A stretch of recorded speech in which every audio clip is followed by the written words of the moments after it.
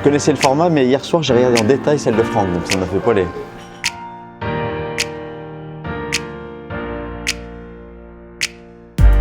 C'est la combinaison du consulting, du contenu et de la technologie pour totalement transformer l'expérience utilisateur, que ce soit pour un média ou pour une marque, et les aider à créer beaucoup plus de valeur comme vous dans votre café.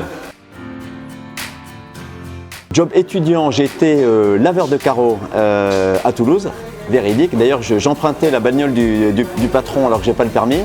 Et mon vrai job, c'était chez Havas, d'abord à Toulouse, et ensuite j'ai fait mon service militaire à Londres comme coopérant. L'ambassadeur nous avait dit que nous étions des officiers de la guerre économique. Et d'ailleurs, j'ai eu un papier à l'époque dans Marketing Magazine sur ça, sur cette bizarrerie française de faire son service militaire dans une agence de pub. Et la légende du papier se foutait un peu de ma gueule. Il disait Doncieux, on the warpath, donc sur le sentier de la guerre.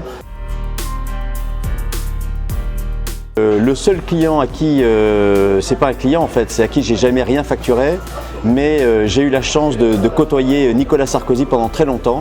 Et il a développé une théorie qui est la théorie dite du cyclone, qui consiste à dire que quand il y a un problème, petit, moyen ou grand, il faut essayer d'identifier le cœur du cyclone et de foncer là où se pose le problème. L'impatience, c'est le fait d'avoir mon téléphone en permanence sur moi, et là j'ai interdiction de l'avoir et je souffre.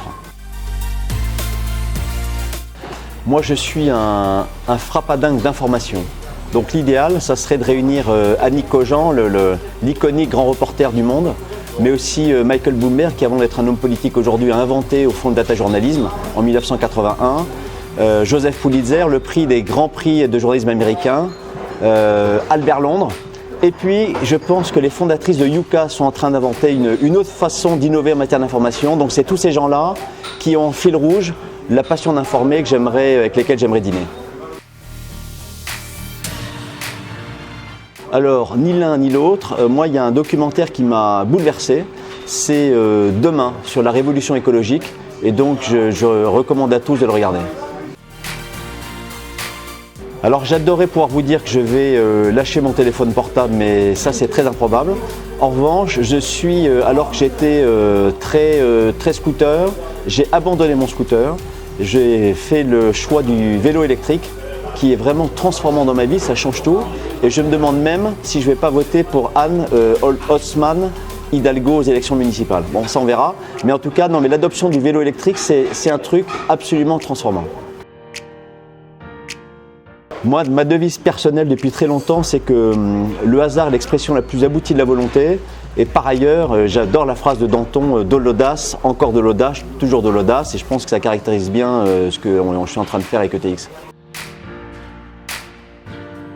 C'est à la fois un temps en famille, mais le dimanche aussi c'est un jour particulier parce que quand on aime comme moi le sport, les expositions et la politique, c'est un jour important. Le sport parce qu'il y a souvent des très bons matchs du Stade Toulousain ou du PSG. La politique parce que souvent c'est le dimanche soir, vous allez faire des réunions dans les hommes politiques. J'en fais plus depuis 15 ans, mais voilà, ça m'a marqué.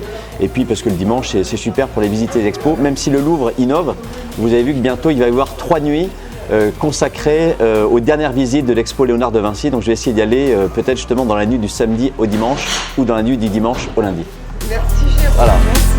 Merci.